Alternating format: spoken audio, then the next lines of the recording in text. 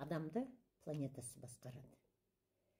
Адам данышпан болғанша, адам санасын дамытқанша, ол өзінің планетасының әсерінде болады.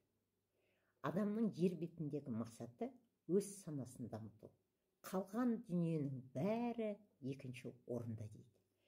Біз санадан тыс өмір сүргенде 97% түп санада өмір сүреді екенбіз.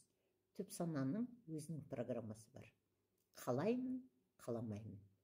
Жағымды, жағымсыз. Егер біз түп сана программасында жұмыс істесек, онда планета бізге қатты әсерін тигізеді. Негізі Қабатов айтқандай, қазақтар әйтеуір бір нәрсемен шұғылданып жүреді. Бір нәрсе істеп жүреміз деп. Нақты білмейміз. Ол біздің жан қалауымыз ба? Бірде нәтижесін көреміз, бірде көрмейміз. Мына сандық психология не істеу керек екенін, мамандығыңды айтып, жан қалауыңды айтып, ол жан қалауыңның іске асырған кезде өміріңнің нәтижесі қандай болатынын толық түсінуге мүмкіндік береді. Ал сананың дамуы деген адамды ақыл ойды тәрбиелеу арқылы жан дүниесін, яғни жан қалауын жүзеге асыруға жетелейді.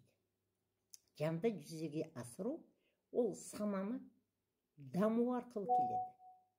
Саналы өмір сүру, яғни мен қалаймын, қаламаймын призмасы арқылы әрекет етпеу керек.